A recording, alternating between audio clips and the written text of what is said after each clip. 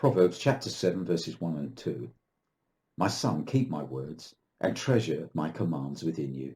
Keep my commands and live, and my law as the apple of your eye.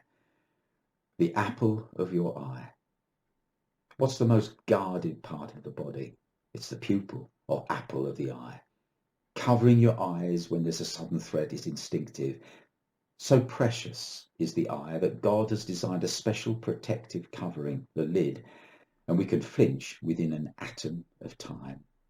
We used to play a game when we were young to see if we could resist flinching when one person would flick their fingers close to our eye. Flinching couldn't be resisted.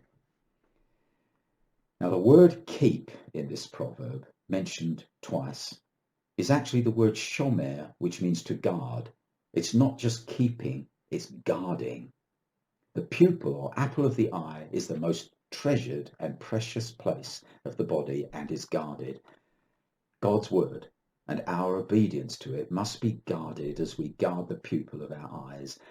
I may injure any other part of my body and still be able to continue, but the tiniest fragment in my eye stops everything. And that's how we are to feel toward the word.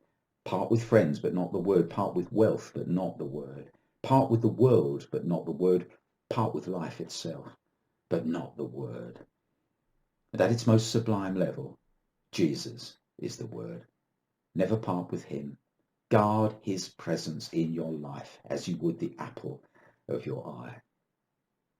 Now listen to this. This is interesting. The Hebrew does not actually say apple of the eye. The phrase is ishon ayin.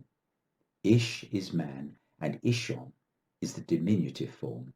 So the literal translation is the little man of the eye. This is because the person standing before us is reflected tinily in the center of our eye. The apple of the eye is the little man of the eye. Now we are instructed here to guard the word. But that poses an interesting question. Do we guard the word, or does the word guard us? I think it's both. Jews fix a small capsule containing certain passages from the Torah to the doorpost of their homes. It's called a mezuzah. On the reverse of the parchment is written the name of God, Shaddai, spelt Shin Dalet Yud. This forms an acronym for Shomer Daltot Yisrael, guardian of Israel's doors. Guard his word, and he will guard you.